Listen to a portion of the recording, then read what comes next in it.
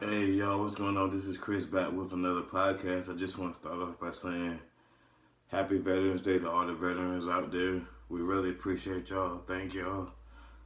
I know I could do it myself, but I like my freedom way more. With that being said, we about to start off Chris's podcast. Going to be doing a review of NXT UK, WWE, Raw, WWE NXT, and AEW. Now, for all who don't know, I don't really talk about this much, but I used to watch NXT UK like back in 2017 when it first came out. I believe it was the Dusty Road Classic for the men and the Mae Young Classic for the women. I do know a couple of people. Uh, it had me on the edge of my seat when I used to watch it. Triple H, he is a genius. He's definitely going to be running the company one day. I'm looking forward to that. Um, and please forgive me if I mispronounce the names. I don't really watch NXT UK. I used to watch it. But I'm only doing this because I want to talk about the main event. So, with that being said, we had a Kofi Valkyrie versus Danny Luna. And they said that she was undefeated. I thought it was a very good match. She won the match. I don't have too much to say about that. Then we had Jordan Devlin, who was the cruiserweight champion. Now I have heard of him. Now he had to give up the title because of COVID. He was trapped wherever he was born at, and he took on Levar Mir. Hervé Mir, I think he's French. Anyway, he won that match. They had some other scenes that I don't want to get into because it's going to require me to actually be watching it every week.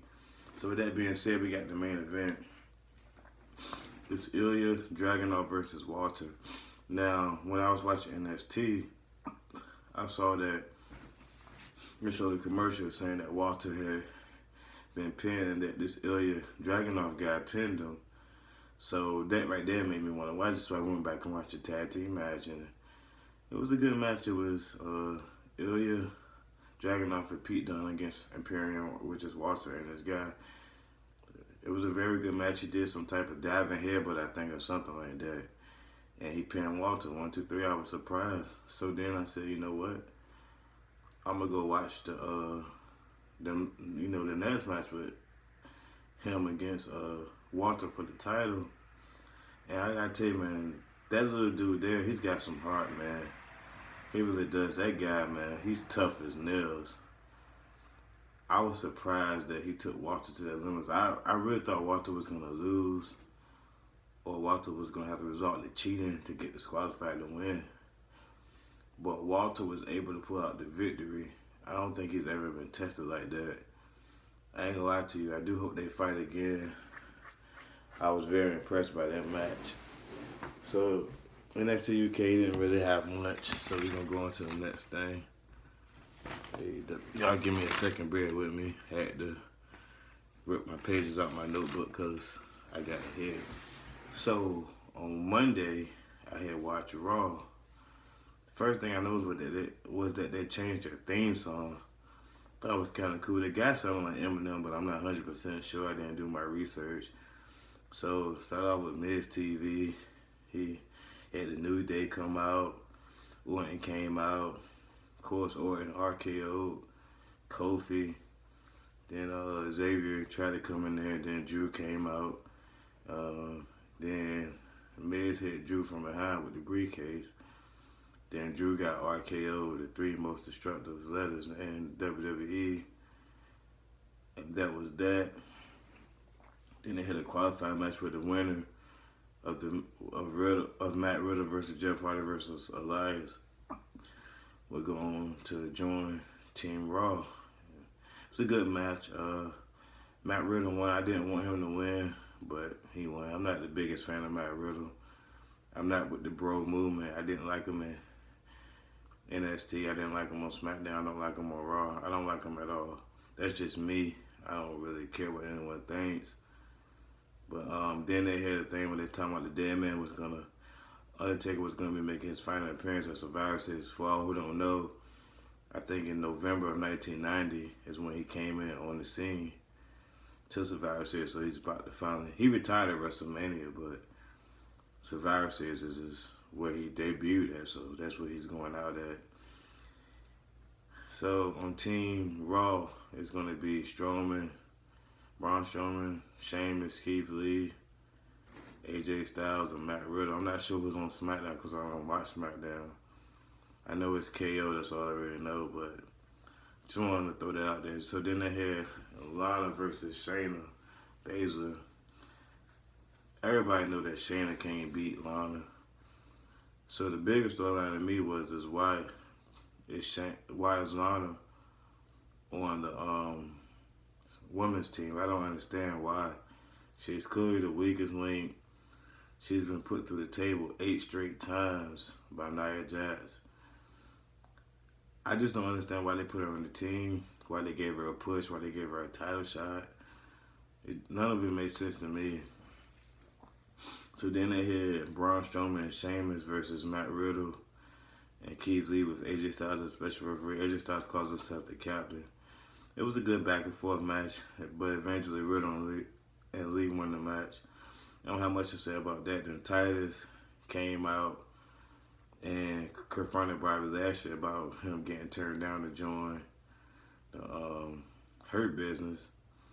So, and he said that Lashley doesn't defend the title.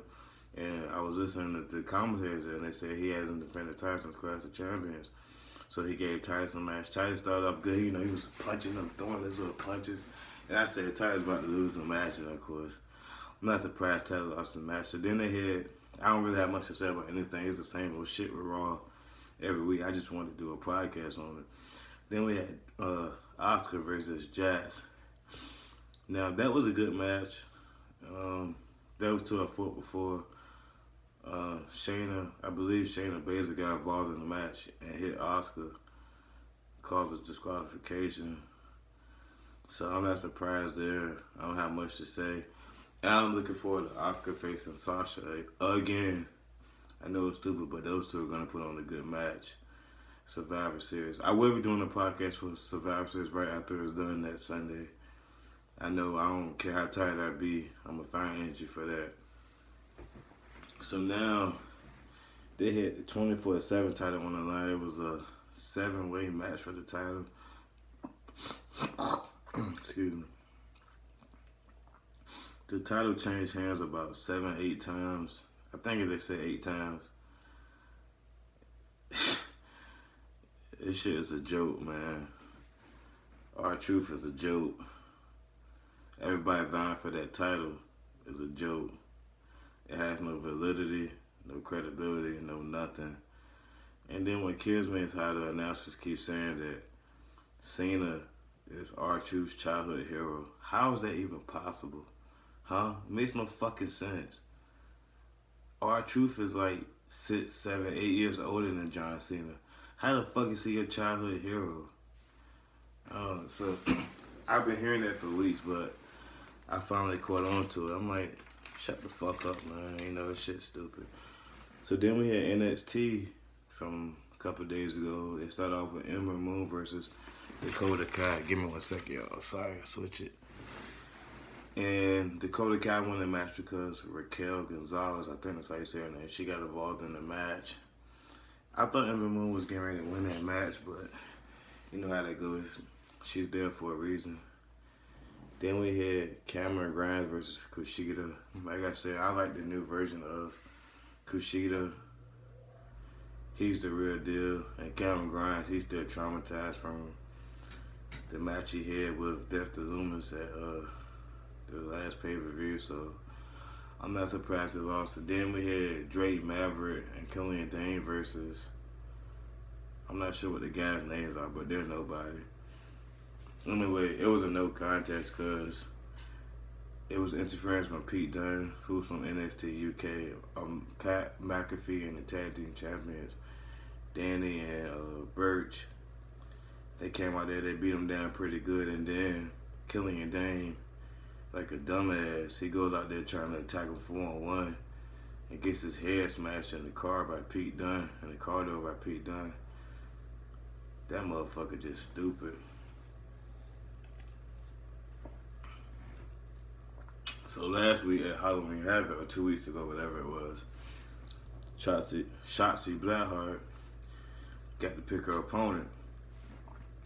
So she wanted to fight Toni Storm, who's from Nxt Uk. So I do know a couple of them.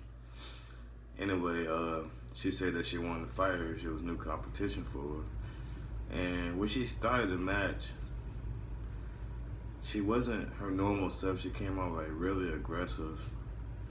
But in the end, Toni Storm is that much better, and I knew she was going to win, so I wasn't too worried about that match. She also said it was a match that she wanted for a while. They went back and forth. One interesting move, Blackheart did a modified DDT from the top rope to the edge of the ring, the hardest part of the ring. Other than that, the match wasn't really anything. Then, like, the referee got up to a 7 count. And then Blackheart gets in the ring, and Candice LeRae pops up with her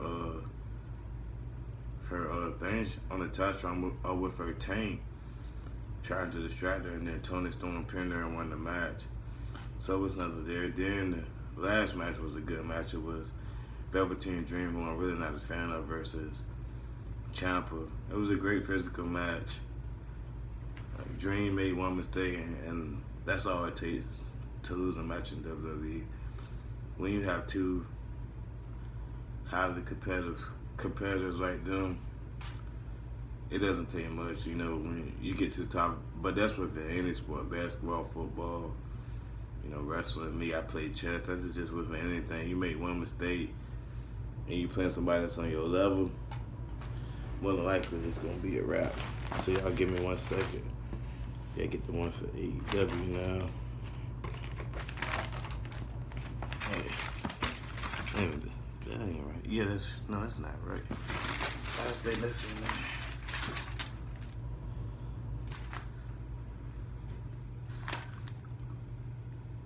Oh, I missed something on Raw. My bad, y'all. It ain't nothing serious. He had a Ricochet versus Ali. It was a really good back and forth match. But in the end, Ali won the match.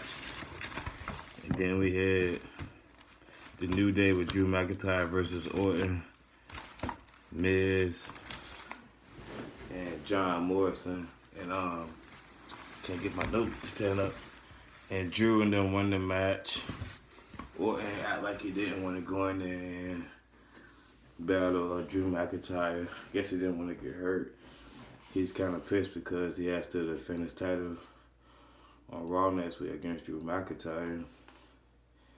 And I was talking to my homeboy, and he made an interesting point. He was like, Drew McIntyre, because he's a big Orton fan, my boy Robbie.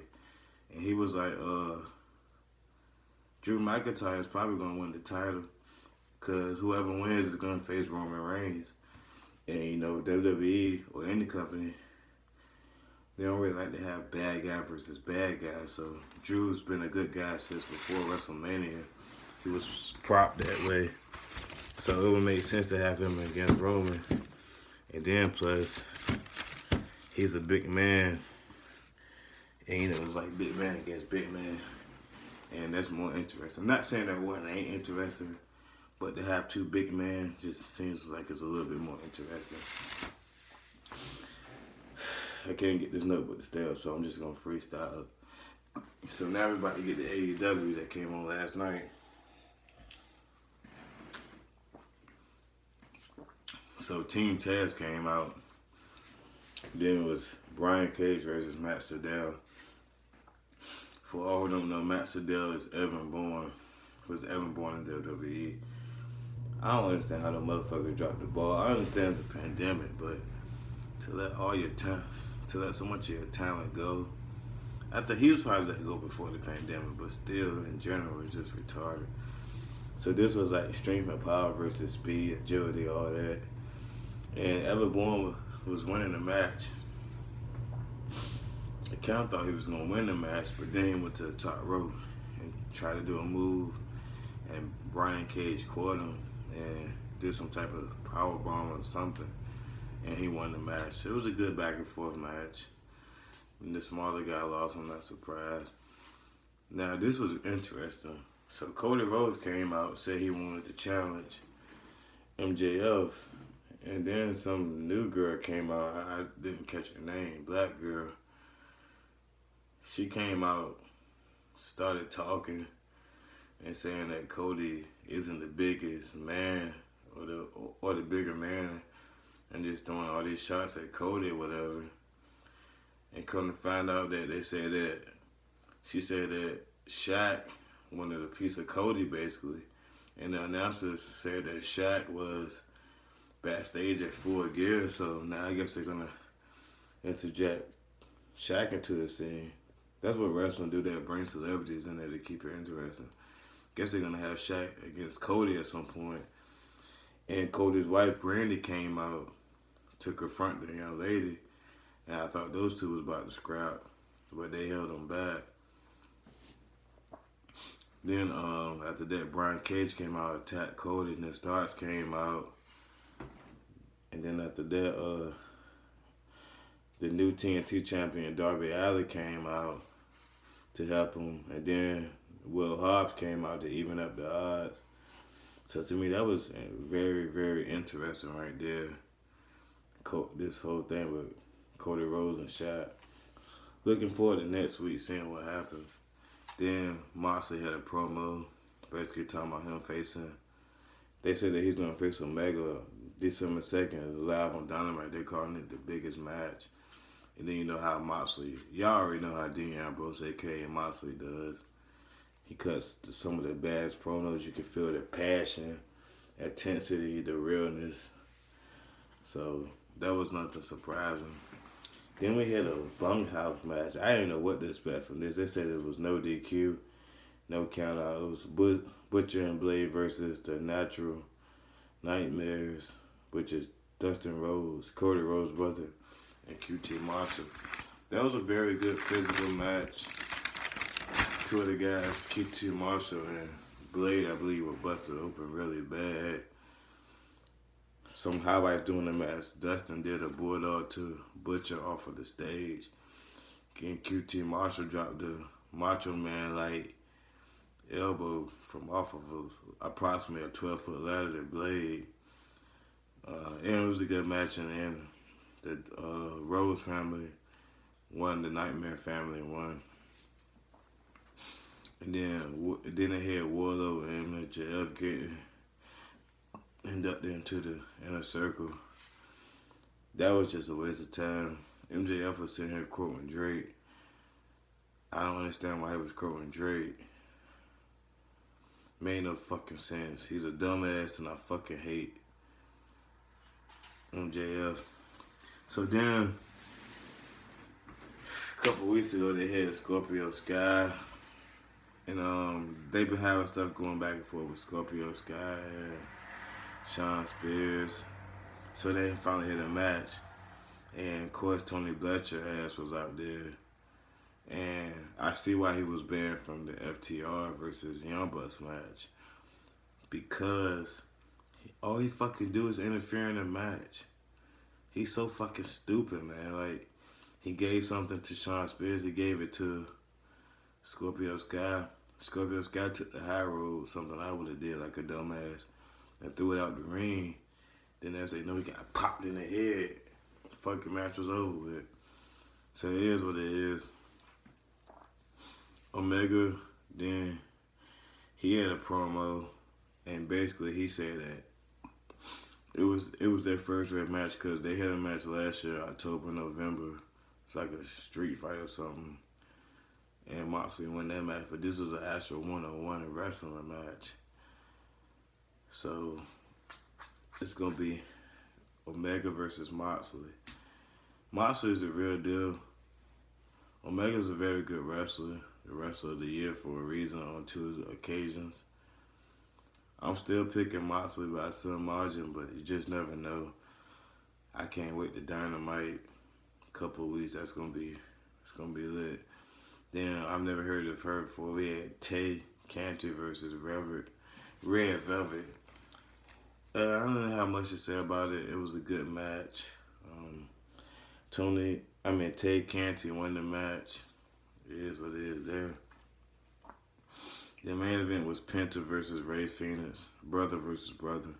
This was a good, hard-hitting match. They pulled the mask off of each other, which I thought was interesting because if that was in Mexico, they would have been disqualified. But it was back and forth. They both did crazy moves off the top rope, countering each other, kicking each other. Crazy ass match. But in the end, Penta he power drive his brother on the apron, the harsh part of the apron. Then he did a Canadian Destroyer. I can't remember if that's the proper term, but I knew it before as the Canadian Destroyer with Billy Kidman. And then he did another power drive. I thought he was going to break his brother's neck. But in the end, Penta won the match. And then we had Pat. Pat came out. For all who don't know, that's the guy that used to be Neville in WWE. Anyway, he came out and he said he wanted to take on Eddie Kingston. I personally think Eddie Kingston is a bitch. He was a Tyson man. The referees were stopping him, but it's good to see Pat come back. That dude, he was on a good win streak. He hadn't lost too many matches. And that dude there, he looks like an elf, but he always cuts a lot of good promos. Looking forward to next week. I gotta watch NXT. Like I said, forgive me, y'all. I've been working on it. I'm gonna try to get it by this weekend. Probably do it Saturday. And then I'm gonna be doing another podcast on Survivor Series. Y'all stay tuned. Thank y'all. This is Chris with another podcast. Be easy.